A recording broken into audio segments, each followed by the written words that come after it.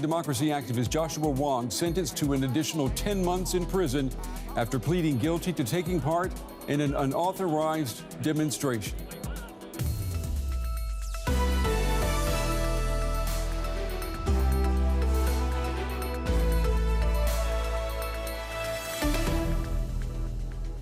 I'm Brent Goff. It's good to have you with us. Germany has voiced skepticism about U.S. support for a waiver on COVID-19 vaccine patents, and that's despite the European Union showing interest in the idea.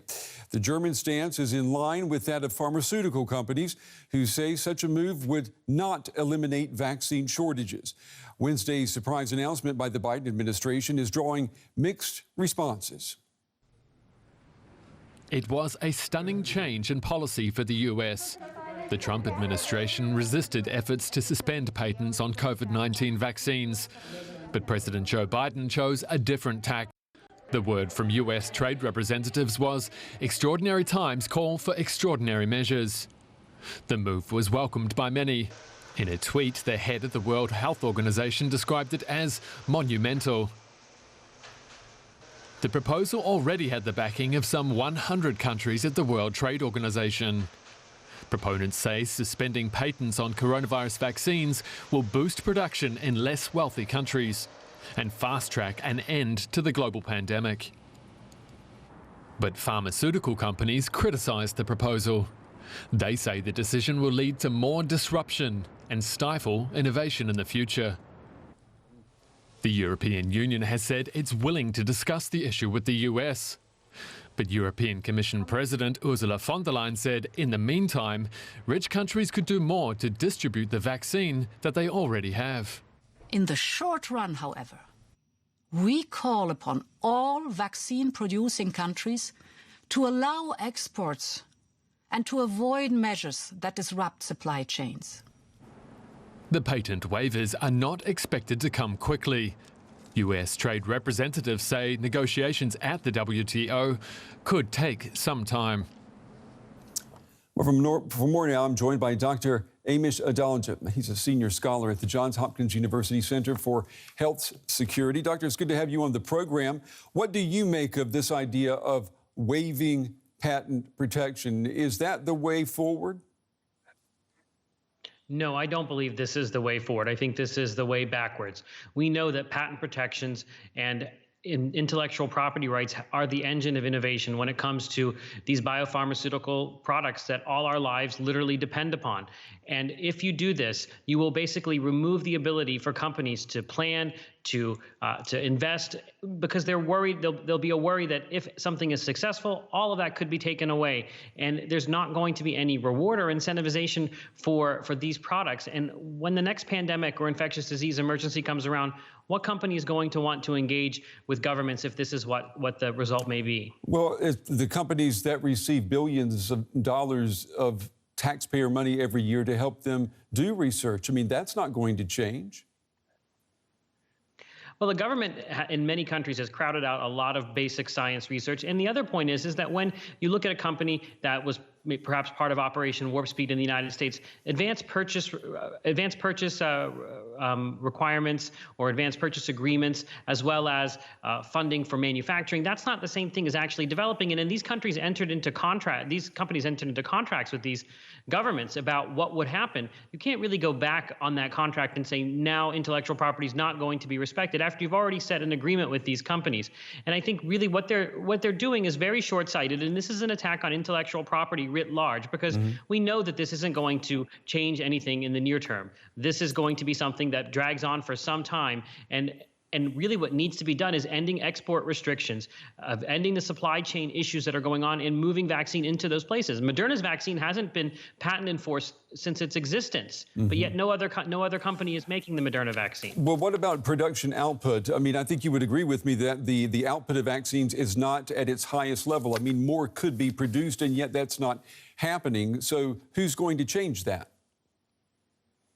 Well, I think that we are going to get to a point where we have enough supply, and I think that's going to be, I think we have to rely on the experts that are manufacturing this. You have to remember, even if you get rid of intellectual property and you give a company the recipe for the Pfizer vaccine or whatever vaccine it might be, they can't just instantaneously produce it to the level of quality that Pfizer can do, for example. So this is going to be something that's going to take a lot of time. And what we really need to do is invest in manufacturing capacity. Countries like India, for example, are major vaccine exporters. They have the know-how to make these vaccines, and they are making their own vaccines, and they're making the AstraZeneca vaccine. This is really an issue of export restrictions and not allowing companies to sell globally. And I think that we really have to think about this long range and what will happen if this is the paradigm. This is going to be the new paradigm. Well, I mean, Dr. Adalja, are we talking about a new paradigm, or are we just talking about an exception here? I mean, we are in a pandemic, and if you look back in history, penicillin, for example, the patent protection on penicillin was lifted during the Second World War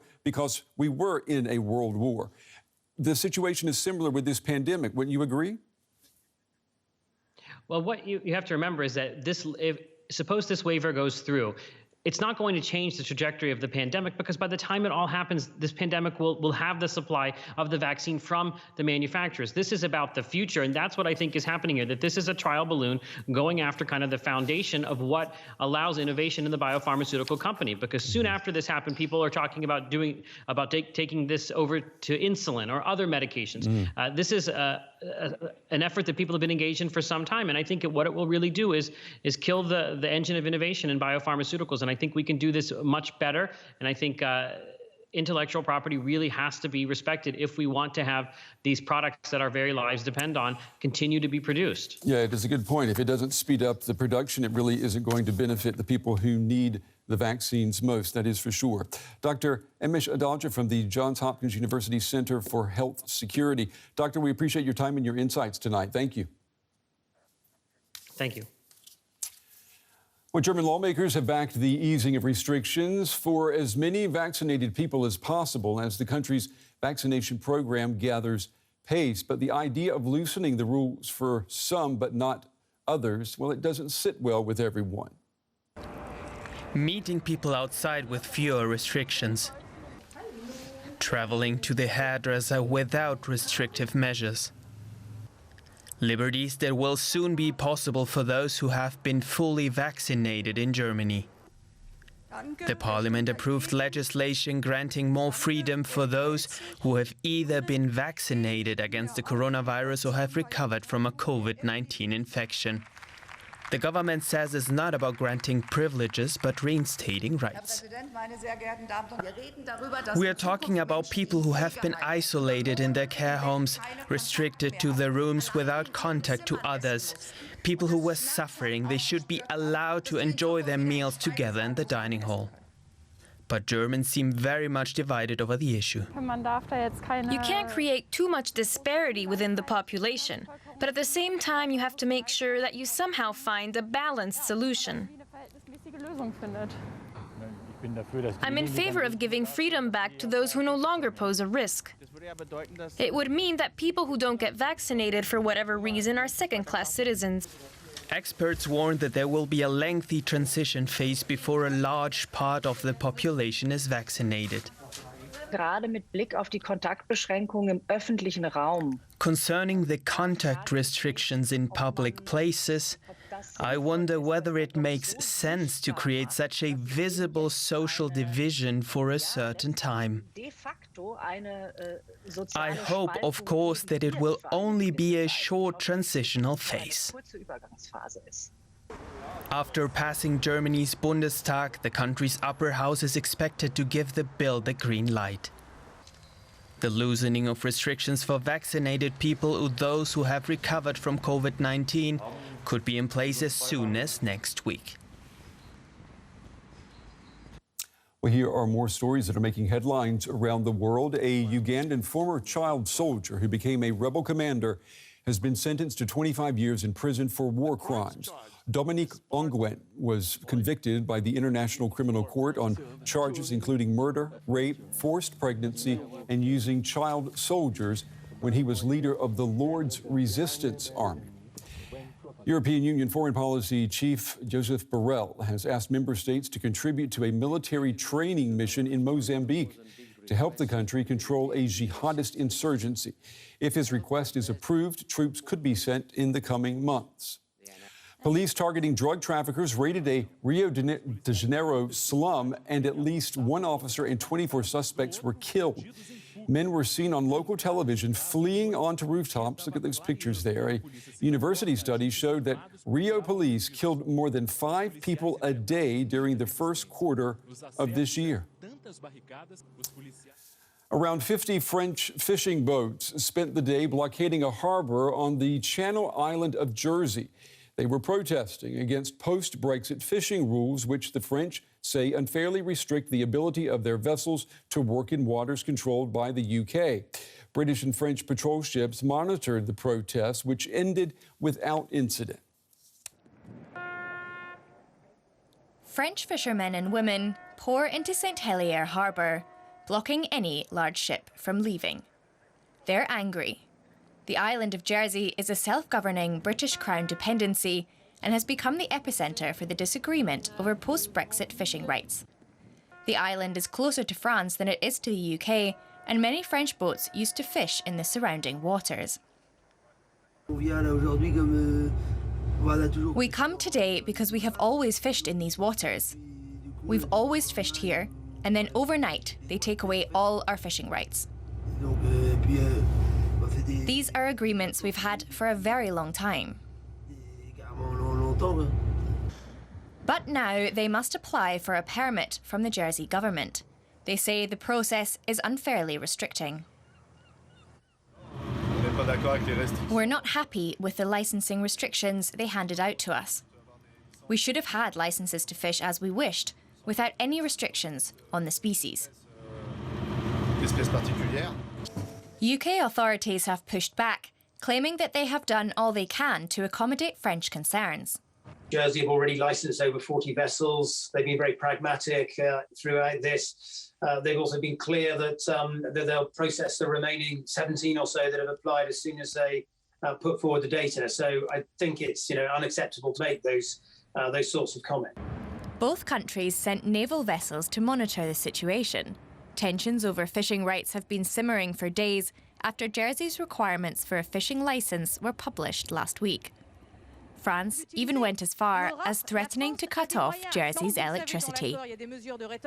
The two sides failed to reach an agreement when officials from Jersey met with some of those blocking the port. But the French boats left after their protest. German Chancellor Angela Merkel is urging the world to focus more on the climate crisis despite the coronavirus crisis. She appeared alongside British Prime Minister Boris Johnson today at a virtual global climate summit. Merkel said that worldwide carbon pricing could be an instrument for curbing emissions. Now, the event, which is called the Petersberg Dialogue, is being co-hosted this year by Germany and the United Kingdom, and it's focused on gaining greater commitments to curbing greenhouse gas emissions. Merkel and Johnson both called for international solidarity against climate change and to not let the financial toll of the pandemic deter them from investing in the planet. In Germany, we have resolved not to make up financially for the pandemic by contributing less to economic development, less to climate protection or less support for biodiversity, but instead to do more internationally in these areas.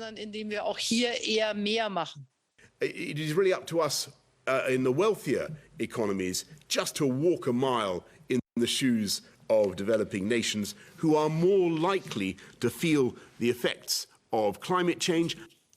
All right, for more now, I'm joined by Carla Riemsma, a German climate activist from the Friday for Futures movement. It's good to have you on the program.